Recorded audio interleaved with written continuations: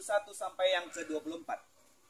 Karena bagiku hidup adalah Kristus dan mati adalah keuntungan. Tetapi jika aku harus hidup di dunia ini, itu berarti bagiku bekerja memberi buah. Jadi mana yang harus kupilih aku tidak tahu. Aku didesak dari dua pihak. Aku ingin pergi dan diam bersama-sama dengan Kristus. Itu memang jauh lebih baik. Tetapi lebih perlu untuk tinggal di dunia karena kamu. Demikianlah firman Tuhan, Bapak Ibu sekalian. Paulus ketika dalam penjara, Bapak Ibu, dia mengatakan satu kalimat yang luar biasa, yang kita perlu pelajari. Bagaimana cara kita memandang kehidupan dan kematian.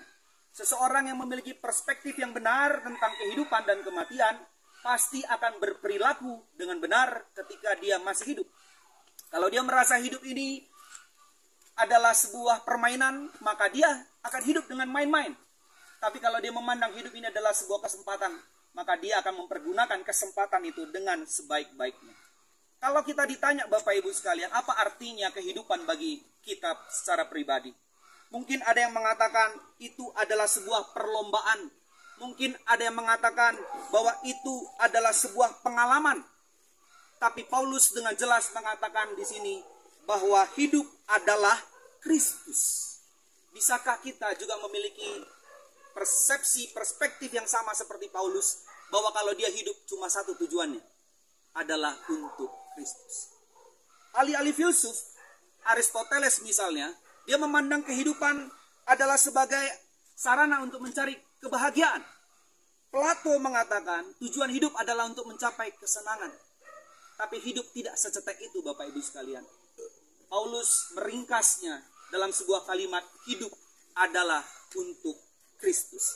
Demikianlah kita harus memandang hidup ini, bahwa hidup yang kita miliki ini bukanlah milik kita, tapi milik pribadi yang telah menebus dosa dan pelanggaran kita. Sehingga kita tidak lagi boleh hidup berdasarkan kehendak kita, semau-mau kita, tapi kita hidup berdasarkan Kristus. Apa yang menjadi kepentingannya. Itu cara Paulus memandang kehidupan. Hidup adalah Kristus. Lalu bagaimana Paulus memandang kematian, Bapak Ibu? Dia berkata kalimat berikutnya, dan mati adalah keuntungan. Ini sesuatu yang gak masuk di akal. Semalam sebelum tutup peti, firman yang saya sampaikan adalah berbahagialah mereka yang mati di dalam Tuhan sejak sekarang ini. Itu pun kalimat yang sulit untuk dicerna, Bapak Ibu. Bagaimana mungkin berbahagia? Di sini lebih luar biasa lagi kata Paulus. Mati adalah keuntungan. Bicara tentang kematian Bapak Ibu, ada 3 jenis kematian Bapak Ibu. Yang pertama adalah kematian rohani. Ini semua kita pernah alami Bapak Ibu.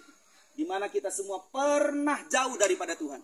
Kita semua belum mengenal Tuhan dengan sungguh-sungguh. Tapi puji Tuhan kita semua sudah akhirnya percaya bahwa Yesus adalah Tuhan dan Juru Selamat dalam kehidupan kita. Sehingga kita mengalami kelahiran baru. Itulah kematian rohani. Kematian yang kedua adalah kematian yang kita sedang saksikan hari ini. Di mana kematian fisik, tubuh jasmani kita. Bapak Ibu suka, nggak suka, kita akan mengalami kematian. Kita bisa pakai kosmetik semahal apapun, tapi tidak akan pernah bisa memperpanjang umur kita. Keriput tetap menjadi bagian dari hidup kita. Betul ya? Anggota tubuh kita, semua organ tubuh ini pasti makin lama makin berkurang fungsinya. Itulah tubuh jasmani kita. Tapi itu kematian yang memang harus kita jalani Bapak Ibu. Kata firman Tuhan, benih itu tidak akan tumbuh kalau benih itu tidak mati. Itu kematian fisik. Tapi ada kematian yang lebih ngeri daripada sekedar kematian fisik Bapak Ibu. Yaitu kematian kekal. Yaitu mereka yang selama hidupnya tidak pernah mengambil keputusan menjadikan Yesus sebagai Tuhan dan Juru Selamat hidupnya. Selama hidupnya, dia tidak menjadikan hidupnya adalah untuk Kristus. Bapak Ibu sekalian, ini adalah momen yang paling penting di mana kita mulai berpikir bagaimana kita menjalani hidup kita. Apakah kita sudah mengalami kelahiran baru dengan menjadikan Yesus sebagai Tuhan dan Juru Selamat pribadi dalam kehidupan kita? Apakah kita sudah mengalami kehidupan rohani yang diperbaharui? Atau jangan-jangan Bapak Ibu, kita sedang masih dalam kematian rohani. Dan kalau kita tidak ambil keputusan hari ini, maka kita akan mengalami namanya kematian kekal. Terpisah selama-lamanya dari sumber kehidupan.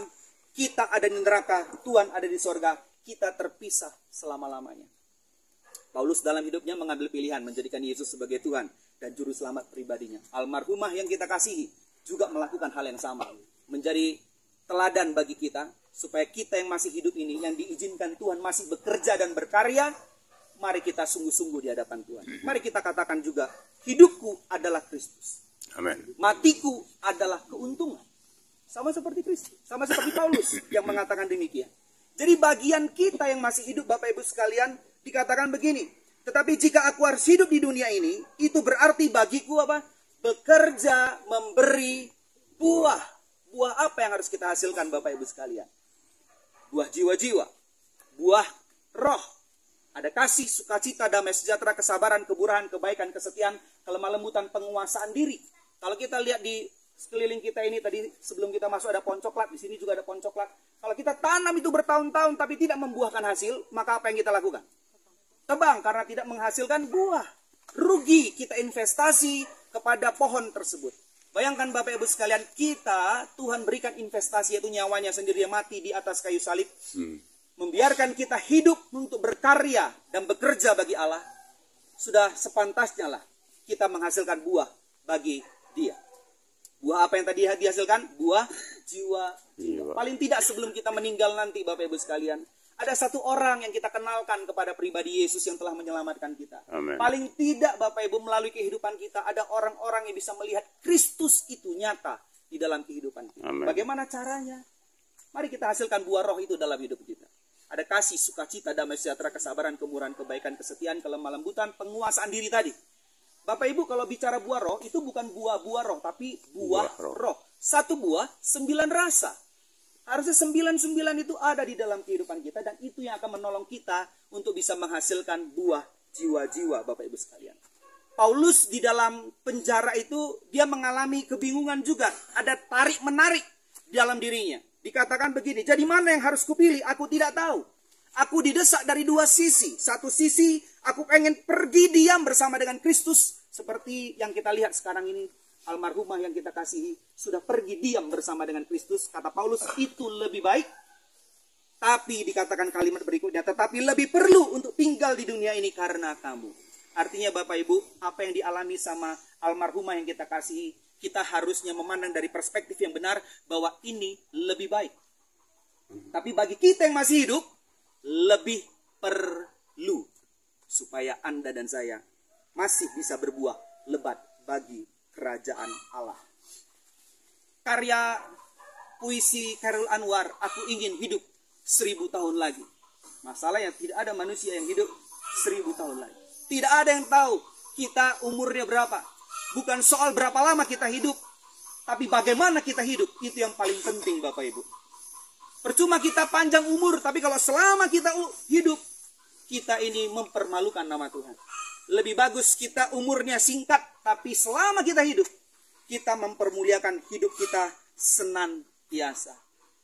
Kalau kita boleh mengutip apa yang dituliskan Paulus dalam 2 Timotius 4 ayat 7-8. Inilah yang almarhumah boleh katakan kepada kita semua. Dikatakan, aku telah mengakhiri pertandingan yang baik. Aku telah mencapai garis akhir dan aku telah memelihara iman. Sekarang telah tersedia bagiku mahkota kebenaran yang akan dikaruniakan kepadaku oleh Tuhan, hakim yang adil pada harinya. Tetapi bukan hanya kepadaku, melainkan juga kepada semua orang yang merindukan kedatangannya. Almarhumah sudah diam bersama dengan Kristus dan dia akan mendapatkan upah dari semua pekerjaan pelayanan selama dia di dunia ini. Tapi ingat, mahkota ini bukan cuma bagi almarhumah. Paulus mengingatkan, tetapi bukan hanya kepadaku, melainkan juga kepada semua orang yang merindukan kedatangannya. Apakah kita masih merindukan kedatangan Yesus yang kedua kali? Amen. Atau jangan-jangan kita bilang, Tuhan jangan datang dulu Tuhan, aku belum siap, aku belum menikah, aku belum punya anak, aku belum punya cucu, aku belum punya tanah. Bapak Ibu sekalian, maukah kita belajar seperti Paulus? Hidup adalah Kristus, mati adalah keuntungan. Karena satu kali kelak Bapak Ibu, kita semua akan kembali dari mana kita berasal. Satu kali Bapak Ibu sekalian, ada seorang misionaris pulang dari Afrika. Dia menginjili banyak orang, dia memenangkan banyak orang, dia bawa kepada Kristus. Satu kali setelah pelayanannya selesai Bapak Ibu, dia pulang ke Amerika. Dia naik kapal besar, dia pulang ke Amerika, menjelang mendekati dermaga Bapak Ibu sekalian, dia melihat ada banyak orang menyambut. Lalu dia berpikir, ih, semua orang ini akan menyambut aku karena apa yang telah kulakukan bagi kerajaan Allah. Tapi tahukah Bapak Ibu sekalian, setelah makin mendekat dia tahu ada yang bawa spanduk. Wih, buat spanduk lagi ini. Berarti dia mau menyambut aku ini. Tapi semakin dekat tulisan di spanduk itu semakin jelas. Ternyata yang mereka sambut bukanlah dia. Tapi yang mereka sambut adalah seorang wakil presiden Amerika Serikat yang sedang baru habis berburu di Afrika. Dia pikir dia yang akan disambut. Tapi rupanya wakil presiden Amerika yang disambut. Satu sisi dalam hatinya, Tuhan, padahal aku ini nggak liburan seperti wakil presiden itu. Kenapa dia yang disambut? Aku kok tidak disambut Bapak Ibu. Tiba-tiba Roh Kudus berbicara dalam hatinya. Anakku, kenapa engkau nggak disambut? Karena memang engkau belum pulang, anakku. Ada waktunya nanti ketika kita pulang, kita akan disambut. Bapa di sorga, seluruh malaikat di sorga. Karena anaknya sudah selesai melakukan tugas. Bapak Ibu sekalian, kalau kita selama kita hidup, ada orang yang tidak menghargai kita. Kita pelayanan sungguh-sungguh, kita dicelah, kita diomongin. Bapak Ibu sekalian, ingatlah bahwa kita belum pulang. Kita masih bekerja keras. Kita masih harus berusaha menghasilkan buah bagi Kristus. Inilah momen bagi Anda dan saya, supaya kita tidak hidup seadanya. Tapi kita hidup betul-betul menghasilkan buah bagi kerajaan Allah. Momen ini mari kita jadikan sebagai momen bukan cuma bagi keluarga yang berduka, tapi setiap orang yang hadir yang mendengarkan firman Tuhan ini. Mari kita cek Bapak Ibu. Kalau Tuhan panggil kita hari ini, apakah kita sudah siap bertemu dengan Dia? Kesiapan itulah yang menunjukkan bahwa kita sedang dalam posisi yang benar dengan Allah. Tapi kalau kita belum siap, maukah Bapak Ibu sekalian mengambil komitmen hari ini untuk kembali kepada Sang Juru Selamat kita yang telah menebus kita? Masih ingat peristiwa anak yang hilang Bapak Ibu? Anak yang hilang tidak dicari seperti domba yang hilang dan dirham yang hilang. Kenapa anak yang hilang tidak dicari? Karena anak yang hilang tahu jalan pulang. Dia tahu rumahnya di mana. Dia tahu jalannya kemana. Yesus adalah jalan dan kebenaran dan hidup. Hari ini saya mengundang Bapak Ibu sekalian. Saya menantang Bapak Ibu sekalian yang kalau belum yakin akan keselamatan kehidupannya. Maukah Bapak Ibu sekalian mengundang kembali Yesus. Menjadikan Dia kembali sebagai Tuhan dan Juru Selamat pribadimu secara pribadi. Dan kita berani berkata, hidup adalah untuk Kristus. Mati adalah keuntungan. Saya mengundang kita semua, boleh tutup mata kita semuanya. Mari kita berurusan secara pribadi dengan Tuhan. Hari ini kalau engkau merasa bahwa engkau butuh menjadikan Yesus sebagai Tuhan dan Juru Selamat pribadimu, karena engkau sudah terlalu jauh daripada Tuhan, mari jadikan momen ini menjadi momen engkau kembali sungguh-sungguh kepadanya. Mari engkau akui dosa-dosamu kepada Tuhan. Ambil waktu, akui semua pelanggaranmu kepada Tuhan. Anak yang hilang itu dia menyadari keadaannya. Dan ketika itu dia mengambil keputusan untuk kembali. Lalu bapaknya melihat dari jauh. Bapaknya langsung berlari mendekapnya. Memulihkan keadaannya kembali. Itulah yang akan Tuhan lakukan bagi Anda dan saya. Amen. Ketika kita mengaku, bukan hukuman yang dijatuhkan, tapi anugerah yang dijatuhkan. Mari kita akui semua dosa dan pelanggaran kita di hadapan Tuhan secara pribadi Bapak Ibu. Ambil waktu ini.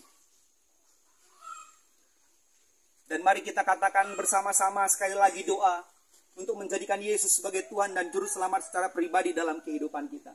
Mari kita sama-sama katakan komitmen ini. Tuhan Yesus, hari ini aku sadar aku seperti anak yang hilang. Bahwa aku seperti anak yang hilang, pergi jauh dari rumah Bapa. Tetapi hari ini aku sadar, aku butuh Engkau. Terima kasih Tuhan. Terima kasih Tuhan. Karena kasih karuniamu, anugerahmu begitu besar dalam kehidupanku. Hari ini aku mengaku dengan mulutku. bahwa Engkau Yesus adalah Tuhan dan Raja dalam hidupku. Engkau Yesus adalah Tuhan dan Raja dalam hidupku. Aku percaya dalam hatiku bahwa Engkau telah mati dan bangkit daripada kematian.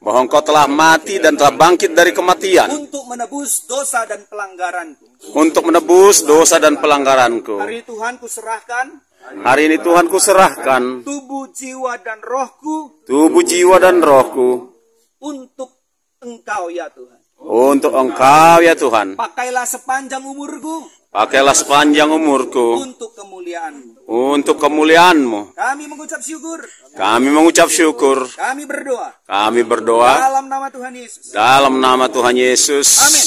Amin. Bapak Ibu sekalian, kita sudah